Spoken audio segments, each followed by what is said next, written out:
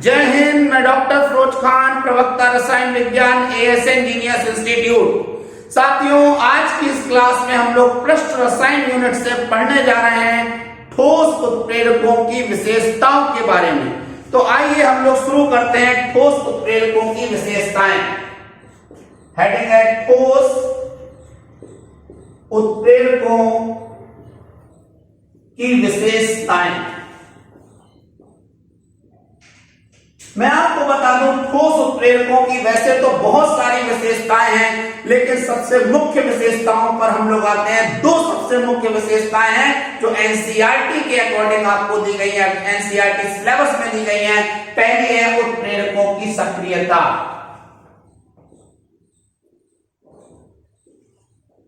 NCERT के हिसाब से है ये।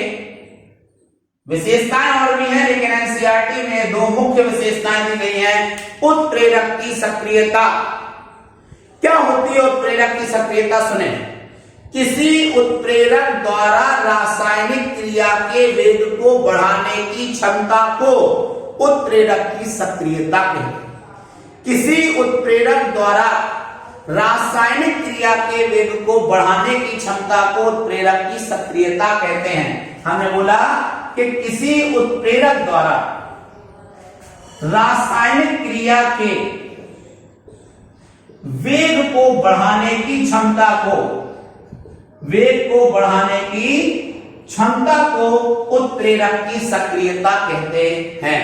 तो किसी उत्प्रेरक द्वारा रासायनिक क्रिया के वेग को बढ़ाने की क्षमता को उत्प्रेरक की सक्रियता कहते हैं। जैसे मैं आपको बता दूं कि हाइड्रोजन और ऑक्सीजन कमरे के ताप पर कोई क्रिया नहीं करते। कमरे के ताप पर, रूम टेम्परेचर पर ये कोई क्रिया नहीं करते। लेकिन सुने कि हाइड्रोजन और ऑक्सीजन प्लेटिनम की उपस्थिति में विस्फोट के साथ क्रिया करते हैं। अगर आप यही क्रिया प्लेटिनम उत्प्रेरक की उपस्थिति में कराएंगे तो ये विस्फोट के साथ क्रिया करते हैं। तो मैंने क्या बताया उत्प्रेरक की सक्रियता में कि किसी उत्प्रेरक द्वारा रासायनिक क्रिया के वेग को बढ़ाने की क्षमता को उत्प्रेरक की सक्रियता कहते हैं। जैसे हाइड्रोजन और ऑक्सीजन कमरे के ताप पर कोई क्रिया नहीं करते हैं, लेकिन याद रखें कि प्लेटिनम उत्प्रेरक की उपस्थिति में हाइड्रोजन ऑक्सीजन विस्फोट के साथ क्रिया करते हैं, यानी बहुत तेज गति से क्रिया करने लगते हैं। इतनी तेज गति से क्रिया करते हैं कि वहां विस्फोट होने लगता है। और दूसरी विशेषता क्या है इसकी ठोस उत्प्रेरकों की? यह है वर्णात्मकता या चयनात्मकता। वर्णात्मकता या चयनात्मकता। तो आखिर देखते हैं हम लोग ये वर्णात्मकता या चयनात्मकता क्या होती है। हम लोग लिखेंगे प्रत्येक उत्प्रेरक की रासायनिक क्रिया विशिष्ट होती है, या कह सकते हो कि प्रत्येक रासायनिक क्रिया में जो उत्प्रेरक प्रयोग होता है वो विशिष्ट होता है। अर्थात एक उत्प्रेरक एक ही रासायनिक क्रिया को उत्प्रेरित करता है। मैंने बताया कि प्रत्येक रासायनिक क्रिया के लिए उत्प्रेरक विशिष्ट होता है। प्रत्येक रासायनिक क्रिया के लिए उत्प्रेरक कैसा होता है?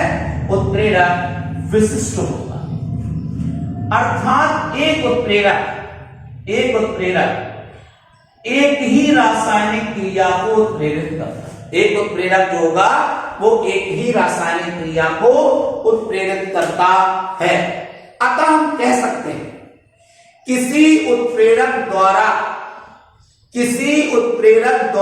रासायनिक क्रिया को दिशा देकर, किसी उत्प्रेरक द्वारा रासायनिक क्रिया को दिशा देकर विशेष उत्पाद बनाने की क्षमता को वर्णात्मकता या चयनात्मकता कहते हैं। किसी उत्प्रेरक द्वारा रासायनिक क्रिया को दिशा देकर विशेष उत्पाद बनाने की क्षमता को हम लोग वर्णात्मकता या चयनात्मकता कहते हैं। तो मैंने बोला कि किसी उत्प्रेरक द्वारा रासायनिक क्रिया को दिशा देकर, क्या देकर? दिशा देकर, याद रखना है, विशेष उत्पाद बनाने की क्षमता। कैसा उत्पाद? विशेष उत्पाद, विशिष्ट उत्पाद विशेष उत्पाद बनाने की क्षमता को हम लोग क्या बोलते हैं, वर्णात्मकता या चयनात्मकता कहते हैं। तो किसी उत्प्रेरक द्वारा रासायनिक क्रिया को दिशा देकर एक विशेष उत्पाद बनाने की क्षमता को वर्णात्मकता या चयनात्मकता कहते हैं। जैसे हाइड्रोजन और कार्बन मोनोऑक्साइड अलग अलग उत्प्रेरकों की उपस्थिति में अलग अलग उत्पाद बनाते हैं। अगर आप कार्बन मोनोऑक्साइड और हाइड्रोजन के बीच में क्रिया कराएं तो याद रखना है अलग अलग उत्प्रेरक की उपस्थिति में ये दोनों क्रिया करके अलग अलग उत्पाद बनाएंगे। जैसे जब आप कार्बन मोनोऑक्साइड और हाइड्रोजन की क्रिया निकल उत्प्रेरक की उपस्थिति में कराते हो तो मीथेन बनता है और साथ में बनता है जल। निकल उत्प्रेरक की उपस्थिति में इस क्रिया में मीथेन और जल बन रहा है। अगर आप यही कार्बन मोनोऑक्साइड की क्रिया हाइड्रोजन के साथ CuO, ZnO और Cr2O3 क्रोमियम ऑक्साइड Cr2O3 उत्प्रेरक की उपस्थिति में कराएंगे तो आपको याद रखना इस क्रिया में मिथाइल अल्कोहल बनना। देखिए वही कार्बन मोनोऑक्साइड और हाइड्रोजन जो ऊपर क्रिया कर रहे थे वही यहां क्रिया कर रहे हैं, लेकिन यहां क्या बन रहा है, वहां बन रहा है मिथाइल अल्कोहल। इसी तरीके से जब कार्बन मोनोऑक्साइड और हाइड्रोजन क्रिया करते हैं कॉपर उत्प्रेरक की उपस्थिति में, केवल कॉपर नहीं है, तो याद रखना उत्पाद बनता है HCHO, इसे हम बोलते हैं फॉर्मेल्डिहाइड। मतलब इससे ये पता चलता है क्या, इससे पता चलता है कि प्रत्येक रासायनिक क्रिया के लिए उत्प्रेरक जो है वो विशिष्ट होता है, अर्थात एक उत्प्रेरक एक ही रासायनिक क्रिया को उत्प्रेरित कर रहा है। यहां देख सकते हैं क्रिया कारक, यहां भी कार्बन मोनोऑक्साइड हाइड्रोजन है, यहां भी कार्बन मोनोऑक्साइड हाइड्रोजन है, यहां भी कार्बन मोनोऑक्साइड हाइड्रोजन है, लेकिन देखिए उत्प्रेरक जैसे जैसे बदल रहे हैं वैसे वैसे बनने वाले उत्पाद भी चेंज होते जा रहे हैं। तो साथियों एक बार हम लोग फिर से पढ़ेंगे ठोस उत्प्रेरकों की विशेषताओं के बारे में। तो आपके ठोस उत्प्रेरकों की विशेषताएं क्या है? सबसे पहली विशेषता है उत्प्रेरक की सक्रियता। क्या होती है? किसी उत्प्रेरक द्वारा रासायनिक क्रिया के वेग को बढ़ाने की क्षमता को उत्प्रेरक की सक्रियता कहते हैं। किसी उत्प्रेरक द्वारा रासायनिक क्रिया के वेग को बढ़ाने की क्षमता को उत्प्रेरक की सक्रियता कहते हैं। मैंने बताया हाइड्रोजन ऑक्सीजन कमरे के ताप पर कोई क्रिया नहीं करते हैं, लेकिन प्लेटिनम उत्प्रेरक की उपस्थिति में हाइड्रोजन और ऑक्सीजन बहुत तेज गति से क्रिया करते हैं और जल बना लेते हैं। बहुत तेज गति से, इतनी तेज गति से क्रिया कर रहे हैं कि क्रिया में विस्फोट हो जाता है। इसके बाद आता है दूसरा है वर्णात्मकता या चयनात्मकता। तो हमने बताया कि प्रत्येक रासायनिक क्रिया में उत्प्रेरक जो है वो विशिष्ट होता है। प्रत्येक रासायनिक क्रिया के लिए उत्प्रेरक कैसा है? विशिष्ट, अर्थात एक उत्प्रेरक एक ही रासायनिक क्रिया को उत्प्रेरित करता है।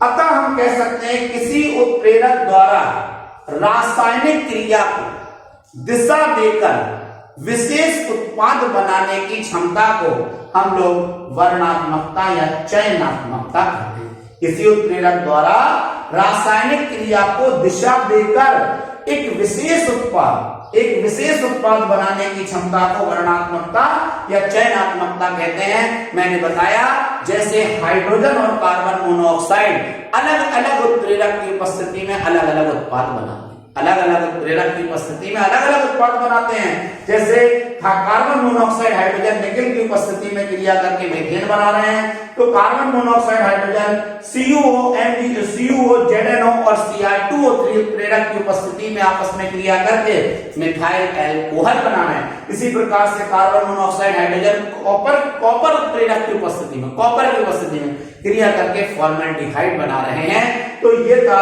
ठोस उत्प्रेरकों की विशेषताएं। अब ठोस उत्प्रेरकों की विशेषताओं में हम एक टॉपिक और जोड़ेंगे यहाँ पर, जिसका नाम है आकार वर्णात्मक उत्प्रेरण। सुने, आकार वर्णात्मक उत्प्रेरण।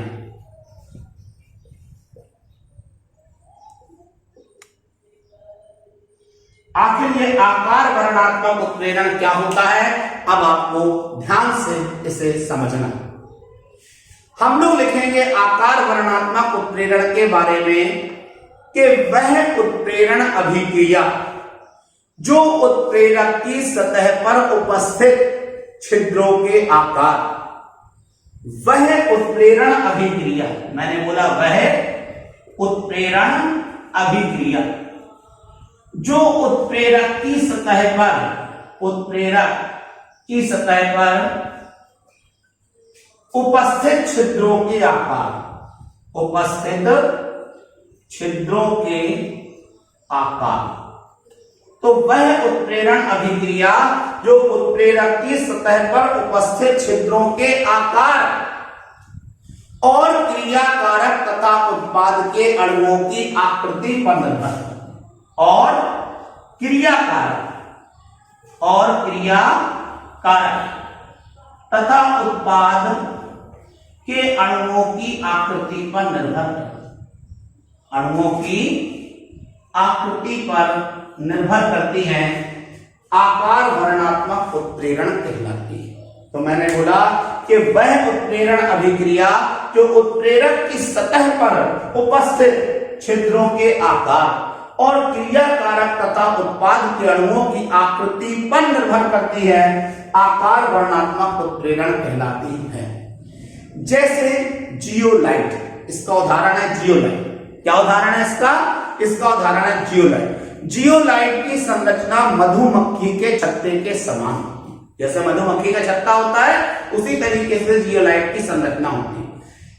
इसी विशेष संरचना के कारण से जो जियोलाइट है वो अच्छे आकार वर्णात्मक उत्प्रेरण माने जाते हैं।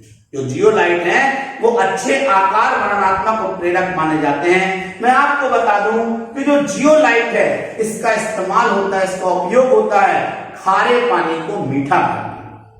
और एक जियोलाइट है जिसका नाम है ZSM5, ZSM5। इसका उपयोग किया जाता है, इस जियोलाइट का इस्तेमाल होता है पेट्रोलियम उद्योग में। तो पेट्रोल उद्योग है, तो पेट्रोलियम उद्योग में इसका इस्तेमाल किया जाता है।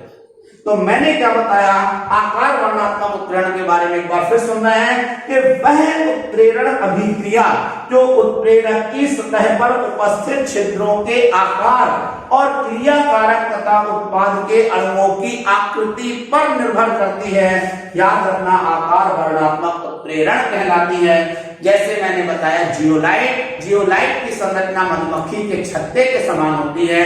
अपनी इसी विशिष्ट संरचना के कारण से जियोलाइट अच्छे उत्प्रेरक कहलाते हैं, यानी अच्छे आकार वर्णात्मक उत्प्रेरक कहलाते हैं।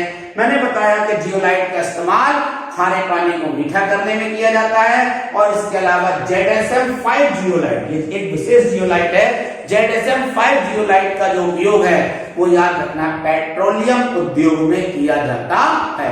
तो एक बार लास्ट बार देखते हैं आकार वर्णात्मक उत्प्रेरण क्या होता है। अंतिम बार कि वह उत्प्रेरण अभिक्रिया जो उत्प्रेरक की सतह पर उपस्थित छिद्रों के आकार और क्रियाकारक तथा उत्पाद अणुओं की आकृति पर निर्भर करती है, याद रखना, आकार वर्णात्मक उत्प्रेरण कहलाता है। जैसे कि जियोलाइट, इसकी संरचना मधुमक्खी के छत्ते के समान होती है। अपनी इसी विशिष्ट संरचना के कारण से जो जियोलाइट होता है वो अच्छा आकार वर्णात्मक उत्प्रेरक कहलाता है। इसका उपयोग किया जाता है खारे पानी को मीठा करने में। और एक विशेष जियोलाइट है जिसका नाम है ZSM5, इसका उपयोग पेट्रोलियम उद्योग में किया जाता है। साथियों, आपको हमारा आज का ये वीडियो कैसा लगा कमेंट बॉक्स में आकर तुरंत कमेंट करें, लाइक करें इस वीडियो को।